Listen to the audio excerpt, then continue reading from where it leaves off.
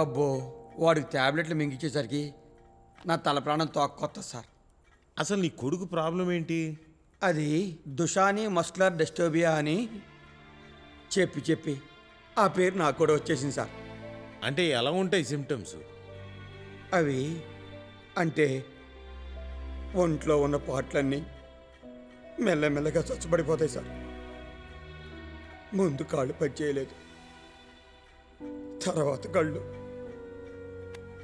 తర్వాత ఊపిరితిత్తులు, చివరికి ఏమీ పనిచేయక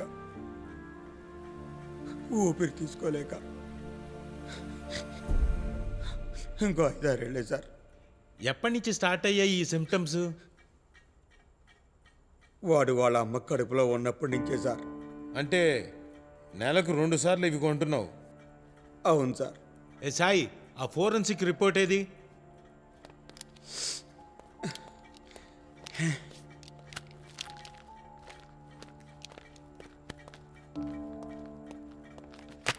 చూడు, ఇందులో హత్య జరిగిన చోట దొరికిన ప్రిస్క్రిప్షన్, నువ్వు ఏ ఏరియాలో కొన్న మెడికల్ బిల్స్ ఉన్నాయి. వీటిని బట్టి ఆ హత్య చేసింది నువ్వే డిసైడ్ కావడానికి మాకు 3 నెలలు పట్టింది. ఇంకా నువ్వు చెప్పేది నమ్మడానికి మేమే పిచ్చోళ్ళలా కనిపిస్తున్నావా ఏంటి? చెప్పరా చెత్తనా కొడక, ఎంతసేపు డబ్బా పక్క చూస్తావురా? సార్ అక్కడ అడుగుతుంటే నీకు చెవులు దొబ్బయ్యా? చెవులు దొబ్బయ్యా అని అడుగుతున్నాను. Chakri, stop. Cool Chakri. Sorry sorry sir. Expiry date sir. దీనికి కూడా రోజుల దగ్గర పడ్డాయి నా కొడుకులాగా. 2 చుక్కల ముందు కంట్లో ఏమని చెప్పండి. ఆడవాళ్ళు వేయాలి సున్నితంగా, మగాళ్ళు వేస్తే క్లోజ్.